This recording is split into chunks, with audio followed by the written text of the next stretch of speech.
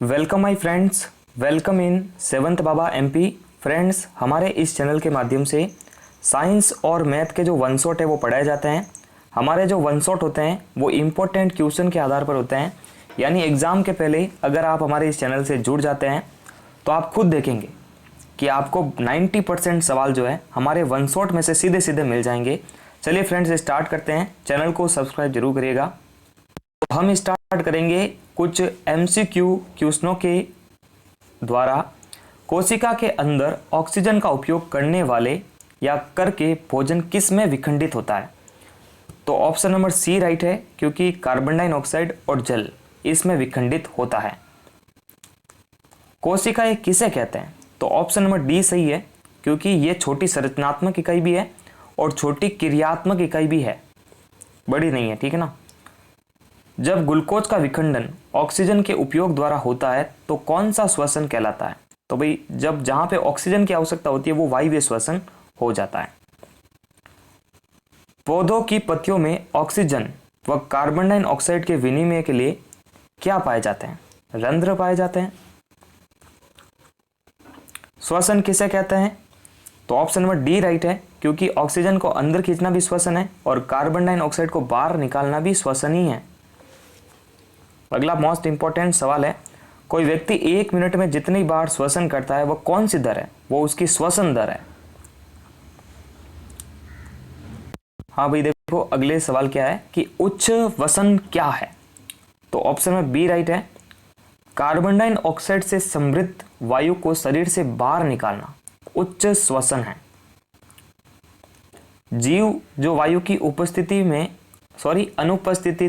में जीवित रह सकते हैं, तो जिन्हें वायु की जरूरत नहीं पड़ती वो अवायवीय हो जाते हैं। क्वेश्चन नंबर 9 कह रहा है, अत्यधिक व्यायाम की ऐंठन से आराम पाने के लिए गर्म तेल की मालिश और गर्म पानी से स्नान करने से दर्द कम क्यों हो जाता है? तो ऑप्शन नंबर जो है इसका डी रहेगा, क्योंकि देखिए रक्त का संचरण बढ़ता है, लैक्टिक अम्ल पिघलता भी है और ऑक्सीजन की आपूर्ति बढ़ती भी है। अंत श्वसन क्या है? तो अंत श्वसन मतलब ऑक्सीजन को अंदर की तरफ लेना। नेक्स्ट क्वेश्चन है कि सभी जीव श्वसन क्यों करते हैं? तो ऊर्जा की प्राप्ति के लिए श्वसन किया जाता है। सभी जीवों का निर्माण किस इकाई से होता है? तो सभी जीवों का जो निर्माण है वो किस इकाई से होता है? तो वो एक कोशिका से होता है या फिर बहुकोशिका से होता है। कोशिका किसे कहते हैं? जीवन को रचनात्मक और क्रियात्मक इकाई को, या जीवन की रचनात्मक और क्रियात्मक इकाई को क्या बोलते हैं? कोशिका कहते हैं। कोशिकीय श्वसन किसे कहते हैं? तो जब भी हम भोजन को ग्रहण करते हैं तो कोशिकाओं में उपस्थित ऑक्सीजन भोजन के विखंडन में सहायता करती है, यानी भोजन को तोड़ने में सहायता करती है। कोशिका में भोजन के विखंडन के प्रक्रम में ऊर्जा मुक्त होती है, इसलिए इसे अपन कोशिकीय श्वसन कहते हैं। सभी जीवों की कोशिकाओं में कोशिकीय श्वसन होता है। सबसे इंपॉर्टेंट सवाल है वायवीय श्वसन, और ये नेक्स्ट वाला अवायवीय श्वसन। ये टीचर लगभग दे ही देता है। कोशिका के अंदर भोजन ऑक्सीजन का उपयोग करके कार्बन डाइऑक्साइड और जल में विखंडित होता है। जब ग्लूकोज विखंडन ऑक्सीजन के उपयोग द्वारा होता है तो इसे अपन वायवीय श्वसन कहते हैं, जबकि जब ऑक्सीजन की अनुपस्थिति में भोजन का विखंडन होता है तो इसे अपन अवायवीय श्वसन कहते हैं। हाँ भाई, नेक्स्ट सवाल है, अवायवीय जीव किसे कहते हैं? ऐसे जीव जो ऑक्सीजन की अनुपस्थिति में जो है भोजन को विखंडित करके ऊर्जा प्राप्त करते हैं। अवायवीय श्वसन द्वारा ऊर्जा प्राप्त करने वाले कुछ जीवों के नाम देखिए। यीस्ट है, जो कि एक कोशिकीय जीव है।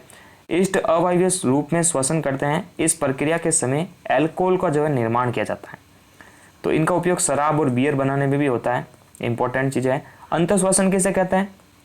तो वही ऑक्सीजन से समृद्ध वायु को शरीर के अंदर खींचना और वापस कार्बन डाइऑक्साइड से समृद्ध वायु को बाहर निकलना उच्च श्वसन होता है। श्वसन की दर क्या होती है? कोई व्यक्ति 1 मिनट में जितनी बार जो है श्वसन करेगा वो उसकी श्वसन दर कहलाएगी। डायफ्राम किसे कहते हैं? एक बड़ी पेशीय परत जो वृक्ष गुहा को आधार प्रदान करती है, वो परत जो है डायफ्राम कहलाती है। श्वास रंध्र किसे कहते हैं? तो कॉकरोच या अन्य कीटों के शरीर के पार्श्व भाग में छोटे छोटे छिद्र पाए जाते हैं। अन्य कीटों के शरीर में भी इस प्रकार के छिद्र होते हैं। ये छिद्र श्वास रंध्र होते हैं।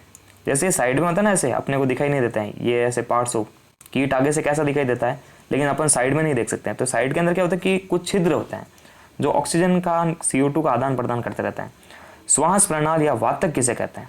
तो कीटों में गैस के विनिमय के लिए वायु नालियों का जाल बिछा होता है, उन्हीं वायु नालियों के जाल को क्या बोलते हैं? श्वास प्रणाली या क्या बोलते हैं? वातक।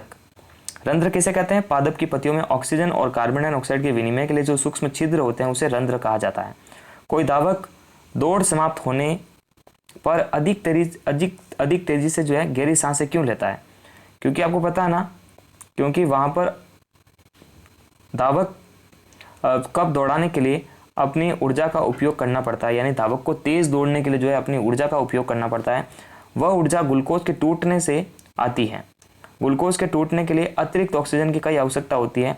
धावक अधिक गहरे से सांस इसलिए लेता है क्योंकि उसकी मांसपेशियों में, कोशिकाओं में ऑक्सीजन की जो आपूर्ति है वो कम हो जाती है, और जब ज़्यादा ज़रूरत पड़ेगी तो ज़्यादा ऑक्सीजन को जो है हम खींचेंगे।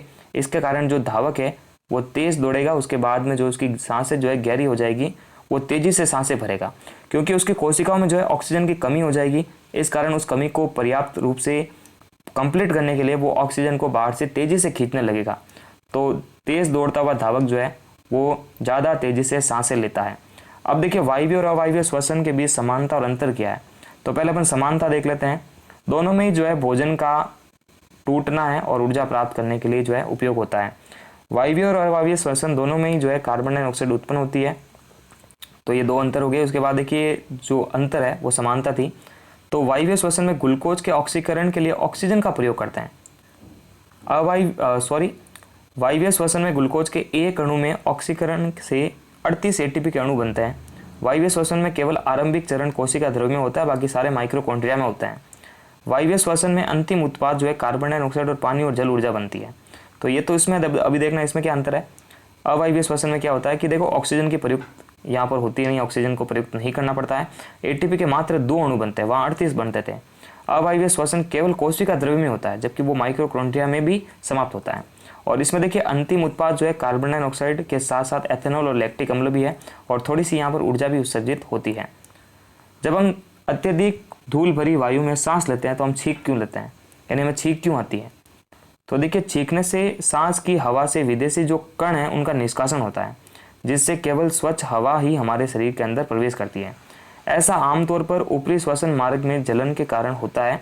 वे हमारे नाक गुहा में फंस जाते हैं। धुआं, धूल, पराग आदि कुछ अवांछित कण जो छींकने के कारण होते हैं।